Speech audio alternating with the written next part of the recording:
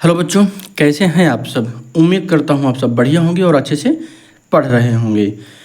चलिए हम यहाँ पर देख लेते हैं एक सवाल।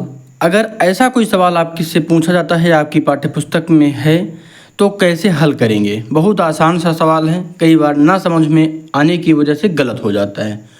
तो हम पूरा वीडियो देखते हैं और अच्छे से समझिएगा। अगर कुछ ना समझ में आए तो कमेंट जरूर करिएगा। यहाँ पर हम देखते हैं, लिखा हुआ है हमारा पहला प्रश्न 7/2/5। 7/2/5, 7/2/5 हम इसको हल कैसे करेंगे। तो ये भाग का सवाल है। भिन्न में भाग का सवाल है। कर लेते हैं, कोई दिक्कत नहीं, बिल्कुल आसान से सवाल है। समझ लेते हैं कैसे हमको करना है। 7 लिखा है, हम 7 लिखेंगे। भाग का चिन्ह है, हम इसको बदलेंगे गुणा में। ठीक है, हमने बदल दिया। जब भाग के चिन्ह को गुणा में बदलेंगे तो यह संख्या जो लिखी हुई है 2/5 यह पलट जाएगी और ये हो जाएगी 5/2। कोई दिक्कत तो नहीं है। फिर से समझते हैं, हमने क्या किया, 7 को वैसे ही रखा और जो गुणा का निशान था, जो भाग का निशान था, हमने इसको गुणा में बदल लिया। भाग के निशान को हमने गुणा में बदला तो जो संख्या बाद में है 2/5 इसको पलट देंगे, क्योंकि चिन्ह बदला है तो संख्याएं पलट जाती हैं। तो यहाँ पर क्या हो जाएगा, 5/2। पहले 2/5 था तो 5/2 हो गया। ठीक, अब यहाँ पर हम 7 के नीचे 1 मान सकते हैं। किसी भी संख्या के नीचे हम 1 मान सकते हैं, कोई भी दिक्कत नहीं होती है।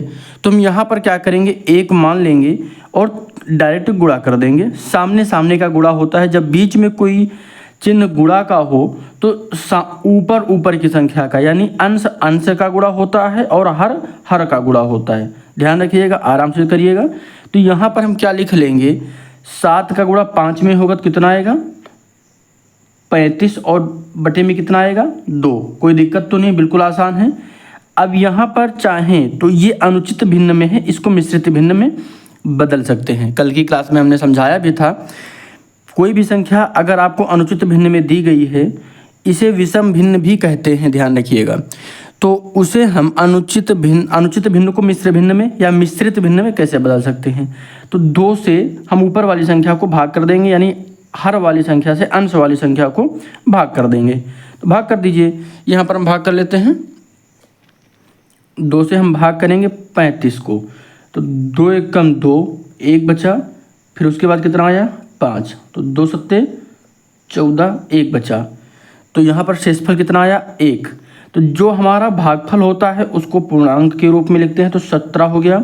जो शेषफल बचा है उसको अंश में लिखते हैं और बटे में जो पहले से संख्या थी, यानी हर में जो पहले से संख्या थी वही रहेगी। तो यहाँ पर हो जाएगा 2। क्या आ गया आंसर, 17 सही 1/2। ठीक है, कोई दिक्कत तो नहीं है।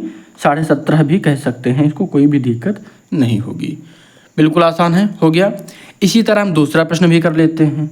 दूसरे में क्या करेंगे, 6 को वैसे ही रखेंगे, गुणा का निशान करेंगे। जब हम जो भाग का निशान है, भाग का चिन्ह है, इसको गुणा में बदलेंगे तो संख्याएं पलट जाएंगी, हो जाएगा 7/4। ऊपर की संख्या का, यानी अंश और अंश का गुणा हो जाएगा, तो कितना आ जाएगा, 7 × 6 42/4। कोई दिक्कत तो नहीं है, बिल्कुल आसान है। अब हम इसको क्या करेंगे, चाहे तो 2 से काट भी सकते हैं, बिल्कुल काट सकते हैं, काट दीजिए। 2 से जब हम काटेंगे तो आ जाएगा 21/2। अच्छे से समझ लीजिए, इसको काटेंगे कैसे।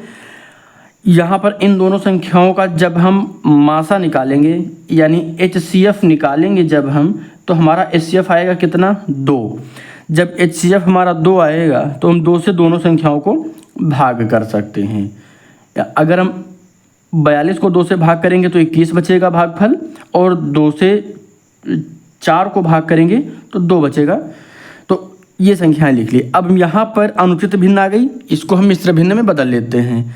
तो मिश्र भिन्न में करेंगे तो कितना आएगा, 2 × 1 = 2। जैसे इसको हम अगर लिखना चाहें तो लिख सकते हैं, जैसे भाग करके लिखना चाहें तो 21 है, 21 को भाग करेंगे 2 से, तो 2 × 1 = 2, पूरा कट गया, 1 बचा।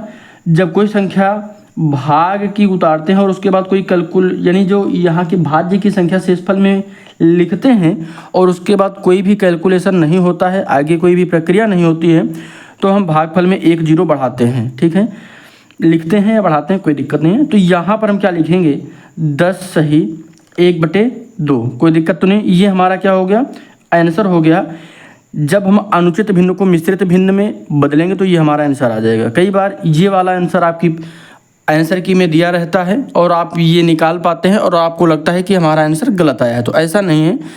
तो अनुचित भिन्न को मिश्र भिन्न में या मिश्रित भिन्न जिसे कहते हैं, इसको इसमें बदल कर देख लीजिएगा, हो सकता है आपका आंसर सही हो। तो इस तरीके से हम सवालों को बिल्कुल आसानी से हल कर सकते हैं। किसी भी प्रश्न में कोई भी डाउट रहे तो ज़रूर बताइएगा। ये वाला प्रश्न आप ज़रूर करिएगा, इसका क्या उत्तर आता है आप कमेंट करिएगा। ये आपके लिए इसमें क्या आंसर आएगा ये बताइएगा। ये आपका होमवर्क के तौर पर इसे कर सकते हैं, कोई भी दिक्कत नहीं होगी। चलिए मिलते हैं कल एक नए प्रश्न के साथ। अगर आप चैनल पर नए हैं तो सब्सक्राइब जरूर करिएगा। गणित से संबंधित किसी भी प्रकार के कोई भी प्रश्न जो आपको ना समझ में आते हों या कोई ऐसा टॉपिक जो आपको समझ में ना आता हो, उसके लिए आप कमेंट कर सकते हैं। बेझिझक कमेंट करिएगा।